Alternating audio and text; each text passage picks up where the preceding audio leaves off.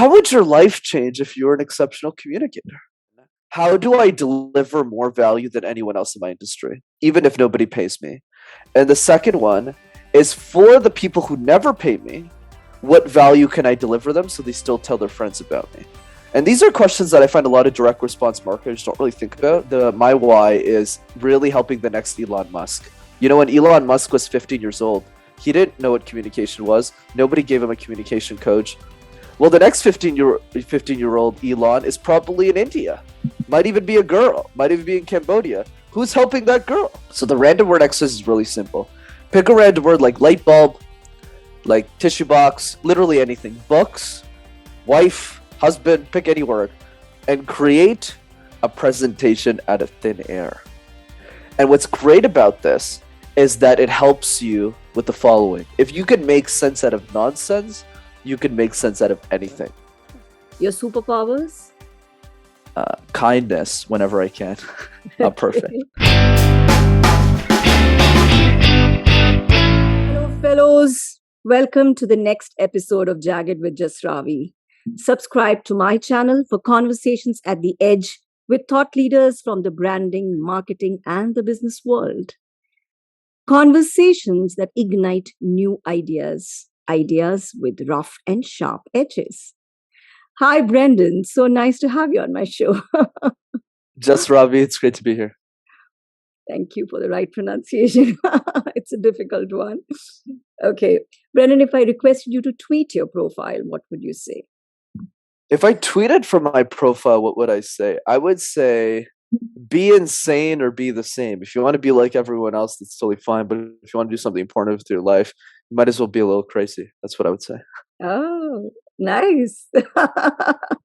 Little crazy or like go all out? We'll start with a little bit and then we'll go all out later. Yeah, cool. Okay. So, Brenden, I went to your YouTube channel and I was listening to your conversations, and they are so easy to follow. You make it so simple, although it's such a talent, but the principles that you share, the pointers that you share, and then you demonstrate it, it's so impactful. So we will talk about public speaking in a bit, but initially tell me when you started. Now, from one fellow content creator to another, share some secrets with me, please. How did you grow your channel? You know, when you started, what discoveries did you make? As you started creating content. So let's start with the story of how this all began, because it was mostly an accident. So when I was in college, I went to business school, and I did these things called case competitions. Think of it like professional sports, but for nerds. So while other guys my age were playing cricket or rugby or footy or some other sport, I wasn't one of those guys. I did presentations competitively, and that's how I learned how to speak. But then as I got older, I started coaching the students in those programs so that they can do better at competitions, mostly for free back then. And I didn't really know what I was doing, but that gave me the insights to start Master Talk, because I realized that everything that I was sharing with the students wasn't available for free online. And that's what led me to start videos, especially for a lot of the community in India who don't really have access to these free resources on how to communicate ideas. So that's the story. Interesting. So, as you were growing your channel, you're creating content and you're engaging the audiences.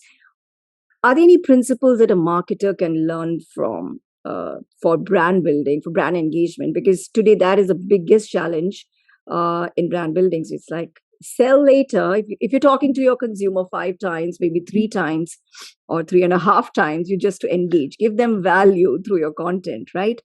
So any principles that a marketer can learn? Absolutely. A couple I can share happily. So the first one is, when we think about our personal brand, we need to think about it in the context of decades, not days. I find a lot of people are too short-term focused. They go, what's hot right now? TikTok's really hot. LinkedIn's really hot. All this is really nice. But they don't really ask themselves rather, who do I want to be in 10 years? What do I want the brand to be in 10, 15 years? And that's the biggest piece is consistency. Most people lose in their personal brand because they aren't consistent enough. And the reason I've been so consistent for so many years, I've been doing this for 3.5 years. I've been coaching for 7, but I've never missed a YouTube post since I started. So I think that's the most basic, but yet the most important. The second one is the idea of conversations. A lot of people are too rung up on follower count, but follower count doesn't mean anything.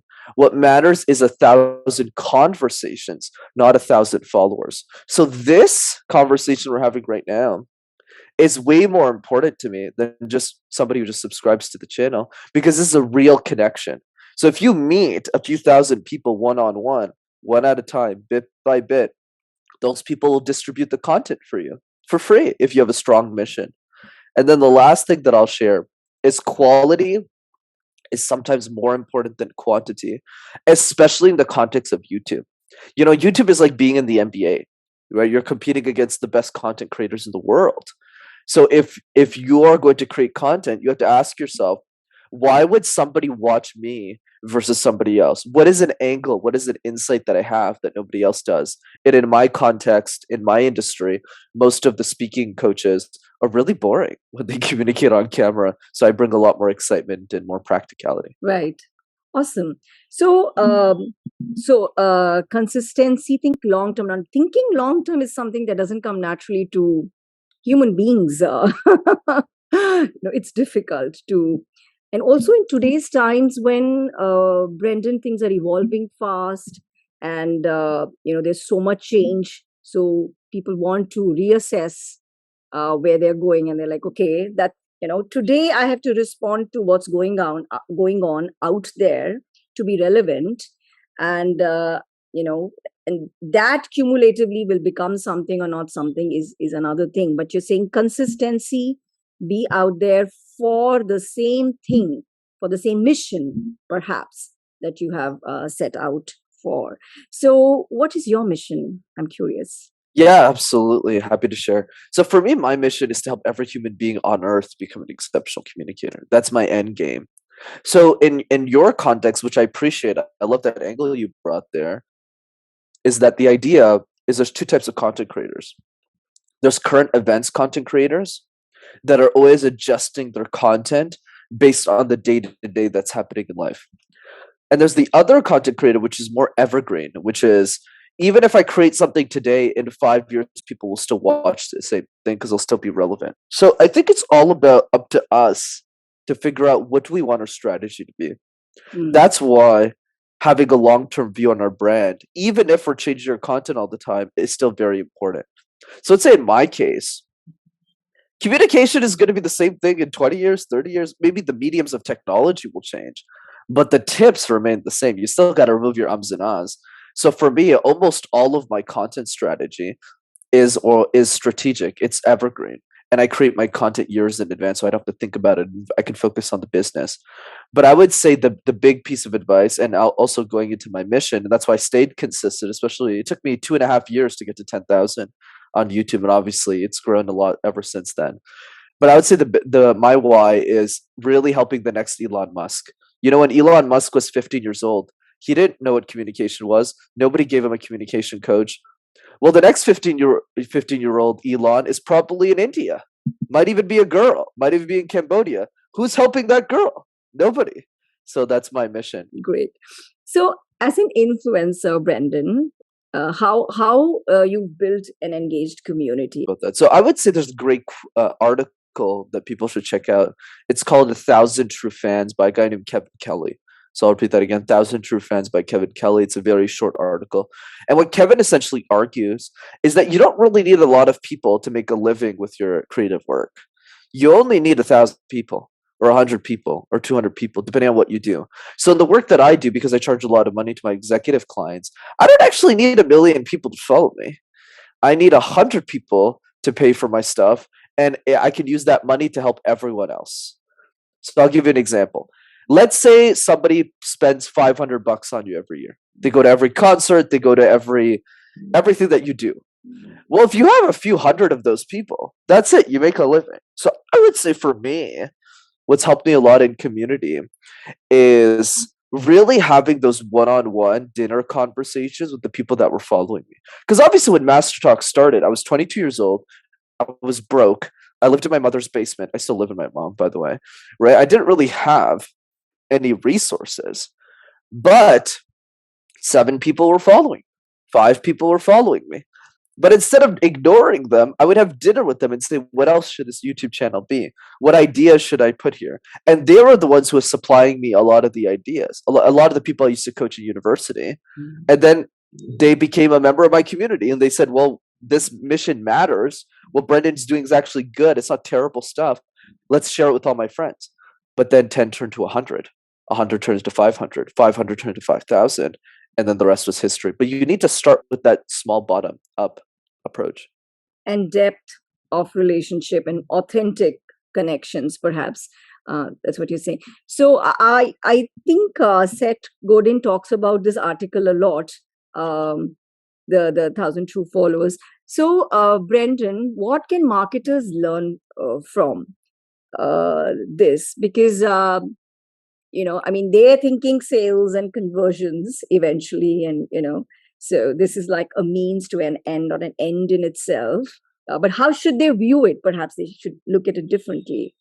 Because a lot of 100%. community building, Brenden, ends up being about me, like the brand.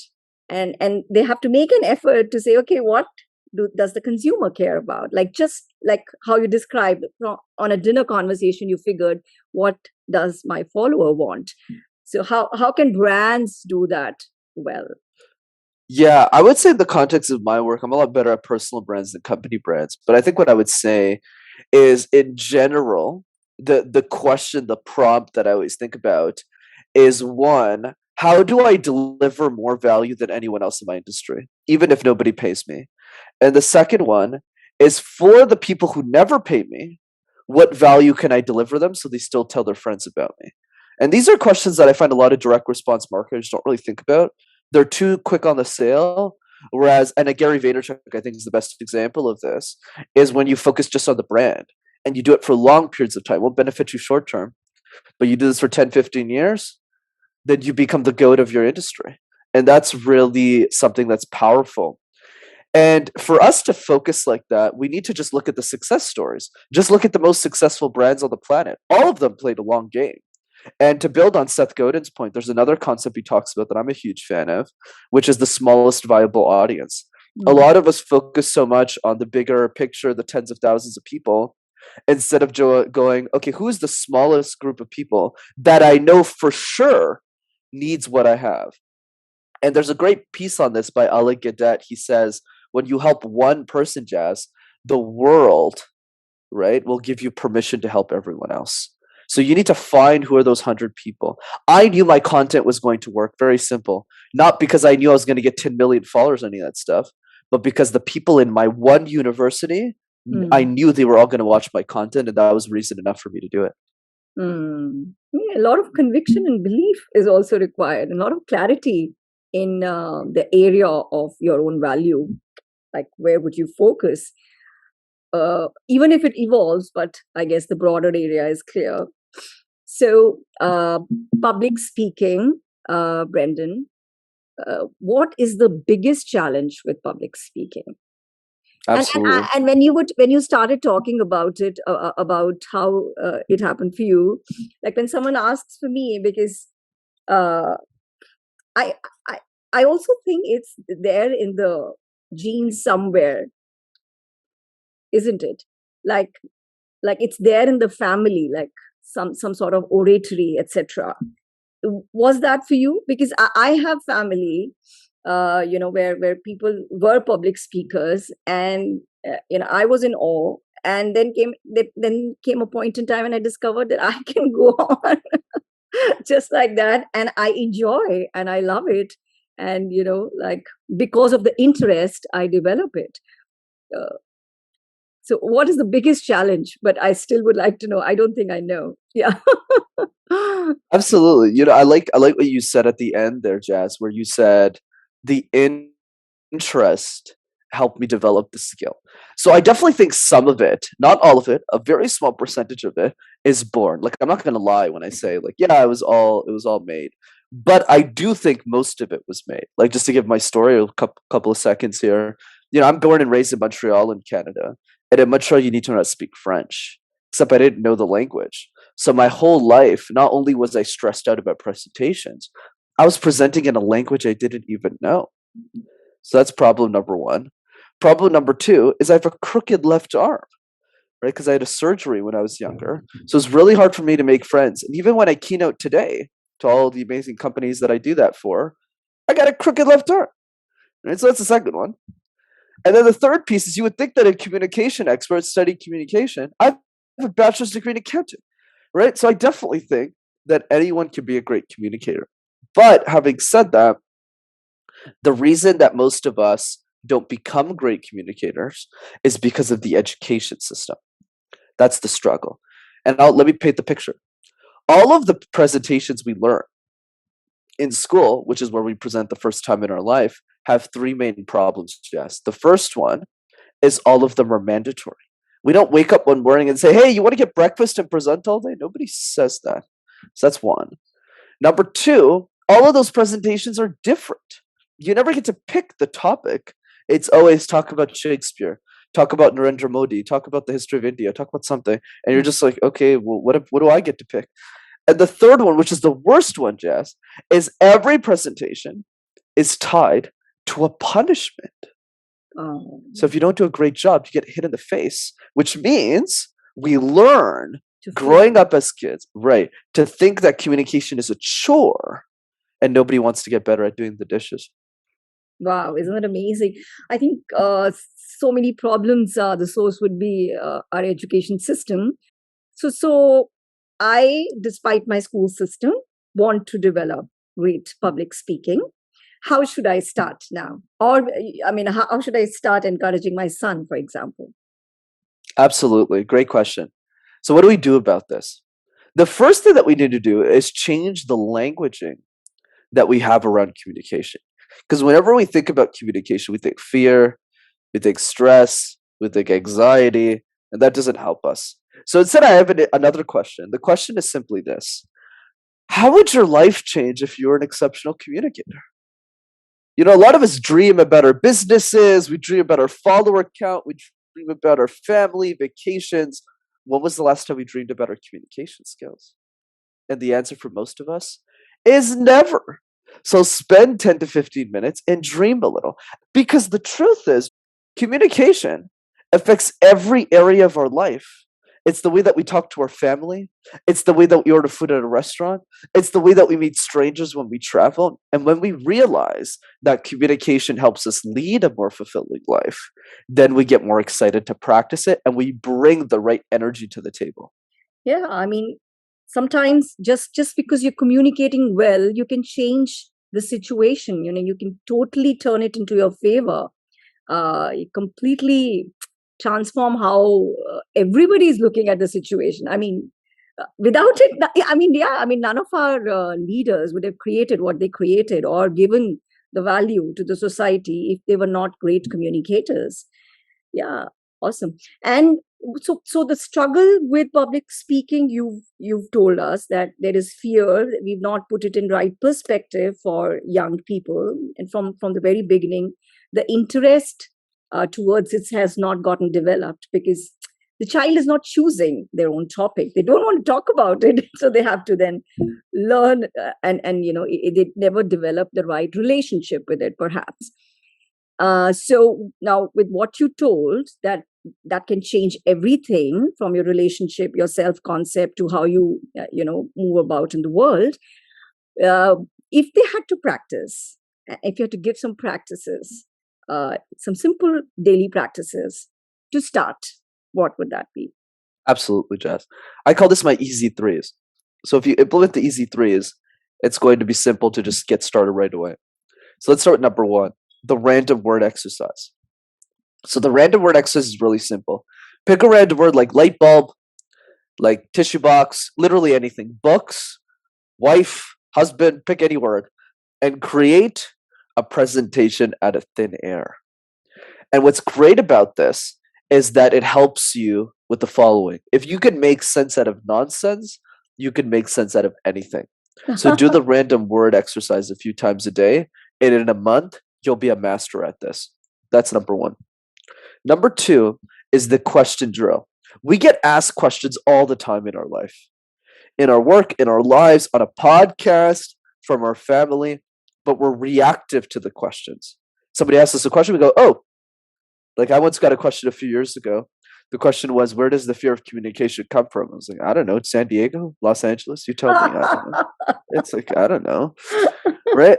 So when we're reactive to those questions, we lose. So instead, we need to be proactive to those questions. What does that mean? That means every day for 5 minutes, write down one question that you think the world is going to ask you. And from that question, write an answer for 5 minutes. But if you do that every day for a year, Jazz, you'll have answered 365 questions about your industry. You'll be unbeatable. That's number two. And finally, number three, so simple that nobody does it, sending video messages to people that you love. Make a list of the people that you appreciate in your life, your mom, your brother, your sister, family members, and send them a video message. Because that chances are you never have. And it only takes 20 seconds. Wow. Wow. Yeah, that's lovely. And the second one that you said, write an answer or prepare an answer for one question every day. I mean, yeah, one could prepare a book. Literally, actually. Yeah, 365 pages book is quite enough. Okay, that's awesome. So, write questions, send video messages, and random words. Okay, great. Are we going to You do got it. random words thing, huh? Like Happy to. Okay. So for online presentations, Brenden, like in the COVID times, that was a discovery in itself. Now, I think people still haven't gotten the nuances right, like what do I do online? I mean, it's the same avatar coming online, or, and now it's hybrid going on, like suddenly. And mostly in our meetings these days, everybody is off camera. We are doing meetings and everybody's off camera. I'm work from home, so I don't have to be presentable. And, I'm going to present, look at the slides, and that's home. It's such a different thing from, actually being there and communicating like with your body language. Like they say, don't tell the story, show the story and all that. So online, are there any differences that one has to keep in mind while making a presentation? And B, in a group situation, how does it vary? Absolutely. So let's tackle both. So let's start with online. So there's three differences. The first one is eye contact. When you're in person, you have to move your head to the audience that you're speaking to. But in online, whether you're speaking to 1 or 10,000 people, the answer is actually pretty obvious. You just look in one area the entire time, which is the camera lens, right? You keep your eyes on that ball. So the way that you do this, put a Post-it note, put a picture of your family, put a favorite food, and just always look at the lens, and you'll be fine. That's one. Number two is energy. Let's face it. At the end of the day, if we're in person, it's just more energy. Right? There's hugging, there's handshaking, there's lunch after. It's just easier to show up with energy because of just that human connection when you're in person. So it's hard to replicate that in person. I struggled a lot to bring that energy, especially in a lot of the keynotes that I started doing virtually since the pandemic started. So what do we have to do? We have to bring more energy in person and transfer as much of that energy as possible on the Zoom call. That's the only way to do it. And then finally, number three, audience accessibility. If I want feedback from you, Jazz, let's say I'm giving a keynote and you and 10 other people are there, I could just get lunch with you because it's easy. It's just, you're right there. So it's just we go and I get the feedback. But there's a lot more friction online, especially when you're on a Zoom call with 11 people. So it's hard to get that feedback. So you need to force those interactions. You need to get on phone calls with these people, or you need to bring those relationships offline. So we pause there. That's for the online piece. Yeah, it's two-dimensional at the end of the day. Okay. So in a group situation, does that vary? Like if you're presenting, yeah, you actually did you did include that, right? So if it's a group, Does it vary when you're presenting? So the couple of things that I'll mention for group. The first one is even when you're not speaking, you're still speaking. So what does that mean? Let's say Julie and Ravi are presenting, right? Julie and Ravi are giving this presentation. And while Julie's presenting, Ravi's just looking at the sky. He's like, oh, I wonder what's for lunch. So what are you telling your audience? You're not talking, but what are you telling your audience? Here's what you're telling the audience. Well, Ravi, if you don't care about what Julie has to say and you spent 3 months working with her, then I really shouldn't care about what she has to say. So you need to smile. You need to nod when Julie says something really cool, you need to pay attention so that everyone else does too. That's the first thing I would say. The second one is take leadership. You're only as strong as your weakest link in a group presentation. If one boat sinks, the whole thing goes with it. Which means if you're listening to this podcast, that means you're the leader. You're the self-anointed leader because you're taking time to actually get better at communication. Most people don't do that. So you need to actually take the initiative and figure out what's everyone's strengths, what's everyone's weakness, and you need to fix that. You need to fix those weaknesses. How? Simple. Give everyone the hardest part, the easiest part, sorry. You take the hardest parts. Make their life as easy as possible. Research. Help them practice. Do whatever you can to make them successful. Share the exercise. Share this podcast with them, right? So that they can get the results they're looking for. And then finally, number 3, this is very counterintuitive. Not a lot of people know this. Have a system for Q&A. What does that mean? Q&A, otherwise known as questions and answers at the end of a presentation. If you mess that up, you're finished. Because if you start discrediting yourself or other speakers and you're contradicting yourself, it calls into question the entire presentation. So I have a system on how to manage this. I call it the Q&A master. So the Q&A master is very simple. I got this from a group in Sweden that I thought was really good. And basically what happens is, let's say there's 4 people. One of them is the master. When somebody asks a question, the master looks at everyone else, and whoever has their hands in front of their body wants to answer the question, and whoever has their hands behind their back doesn't want to answer the question. So all the master does is they split the questions between everyone who wants to answer, so they look very cohesive as a team. And then if nobody wants to answer the question, the master does. That's it. Simple. Wow. It's really a system. It's really a system. And like something that works, trial and error has been done. Awesome. I'm like really letting it sink in. I'm going to implement it the very next time. Okay. So, Brenden, would you recommend? So, apart from your channel, is there any book that you would recommend? Oh, for sure. Sorry, I cut you off there. No, I would yeah. I would say the book is Thirst by Scott Harrison. Scott's the CEO of Charity Water. I'm a big fan of his work.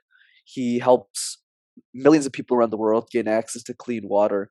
But the reason I bring up Scott's work in the context of this conversation is because the guy's a world-class storyteller. I love the way that he's practically implemented all of the strategies that we talk about on today's podcast in the context of raising a lot of money for helping other people. And there's a great quote in the book. The quote is, "The goal is not to live forever, but rather create something that will." So I highly recommend it. Lovely, lovely quote. Awesome. So, Brenden, are there any brands that you think are doing a great job of content creation? Your personal favorites? Yeah, it's a great question. I would say Charity Water is definitely one of them. Scott's organization, from a company perspective. I would say from a personal brand perspective, there's definitely a lot. I like what Gary Vaynerchuk has done across different mediums. I really like Seth Godin. I'm a massive fan of him because he's a great example of someone who's been consistent for like 35 years. The guy started blogging at the beginning of blogging and he hasn't missed a day since like 1990. It's pretty wild. I would say he's a great influence on me. I'm a big fan of Brene Brown as well. I love the way that she structures her ideas and her thoughts. But yeah, those are the 3 that come to mind right now. But honestly, I could list all of them. They're all pretty good. Awesome. Okay, so I want to know some emerging trends, and so you got to do some crystal ball gazing. Brenden. And I have three areas, understandably. You can pick any one or two, or you can do it for all. So, of course, one is content creation. What do you think are any one or two big emerging trends that could be game changers, or just you like them? Yeah. Yeah, I would say the biggest one is TikTok, and more specifically the way that the algorithm is driving. So in the past, algorithm was mostly focused on follower count. So let's say you have 10,000 followers, your content gets shown to 5,000 of them or 3,000 of them.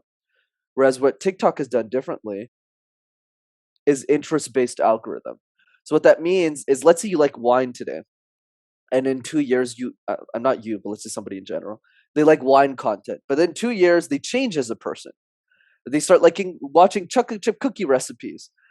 Well, YouTube has you subscribe to the wine channel, so it's not showing you the cookie videos. Whereas what TikTok does is it's interest based. So it's changing the content based on your changing evolution as a human being.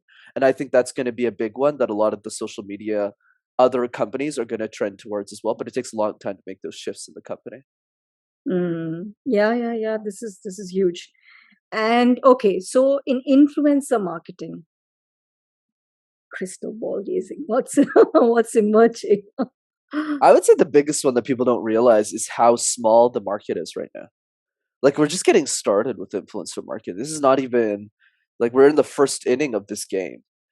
I think that's what a lot of people don't realize is, and we're seeing this a lot with ad spend from a lot of Fortune 500 companies in general, is it's moving quickly towards micro influencers in different areas of the world because the ad spend is a lot better than just putting an ad that nobody sees on a banner. So I would say the biggest one is people don't realize how big this market opportunity is, and how you don't need to have a million followers. Like, I do really well financially, and my YouTube channel isn't that big. So I think that's what people are missing out on is that piece. Hmm. Yeah, it just takes me to what we started with, what you said in the very beginning, that it's the deep, authentic relationship. And that's what the brand is trying to piggy bank on, because every influencer, whether it's a micro influencer, I mean, they have built those kind of relationships. Amazing. Okay. And in public speaking, Yeah, I would say the yeah. biggest one for public speaking is hybrid. I definitely think online will live forever now that it's more commonplace. And it's not about going back to in person, it's about learning to live in both worlds now for the rest of time, because now it's become a competitive advantage and a work benefit to work remotely. So virtual will always stay. Okay. So, Brenden, this is your time to, I was going to say show off. So, so Brenden, what talent are you going to entertain our audiences with? What is Sure, your I'll do the random word exercise. Give me any word, Jess. I'm happy to do a quick presentation. okay? Butter chicken. Butter chicken. I love that. I love that. Do you know what my favorite food in the world is, Jazz? It's not pizza. It's not teriyaki chicken. It's not even butter chicken. It's my mom's cooking. My mom's cooking. She's Sri Lankan. She makes the most amazing food that is so delicious. But you know what's funny, as the years went on, Jess, I always asked her, why don't you make butter chicken? She responds with, Brenden, we're not Indian, we're Sri Lankan. I don't know how to make butter chicken. So I had to go out of my way to find some in a local restaurant and enjoy the amazingness that butter chicken has to offer. But the reason I tell you that story is because a lot of us aren't that resourceful. We desire something like a butter chicken or a cup of coffee, yet we don't find the means to get it. Even if our moms can't cook it for us, even if someone in our family can't get this done for us, we just give up. And in the same way we might give up on our quest for butter chicken, we also give up on the quest of our dreams, the things that we want to achieve in our life. And I'm not talking about the butter chicken, obviously. I'm talking about the family that we want to raise, right? The money that we want to obtain, the travels that we want to go on. So find your butter chicken and don't let it go, because it's so easy. to get lost in the mundaneness of life and not enjoy those little moments, whether it's drinking a glass of water every morning or even just enjoying a little bit of butter chicken. Hey, superb. There you go. So nice, so nice. From the mundane to the profound, how effortlessly you took it. That was lovely. That was Thank you. beautiful.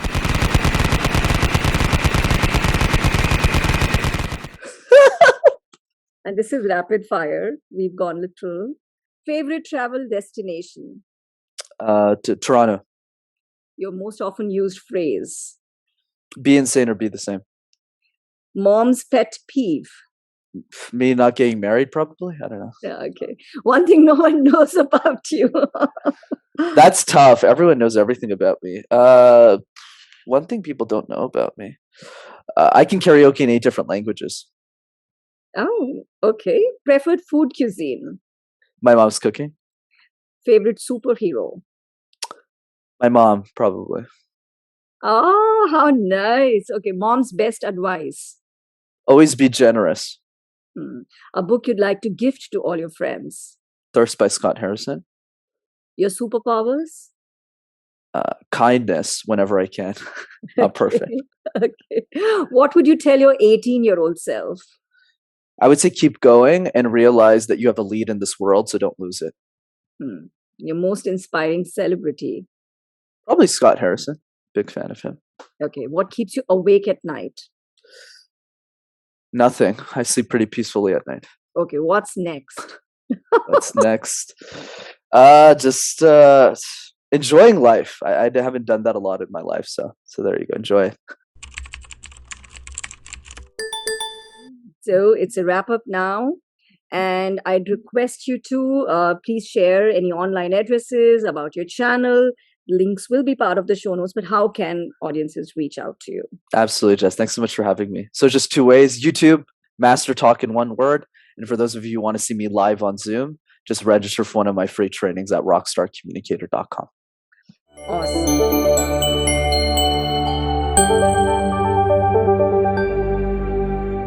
Of course. Be sure you're all following Jess. She's doing amazing work and she has a gun, so you better make sure you do it.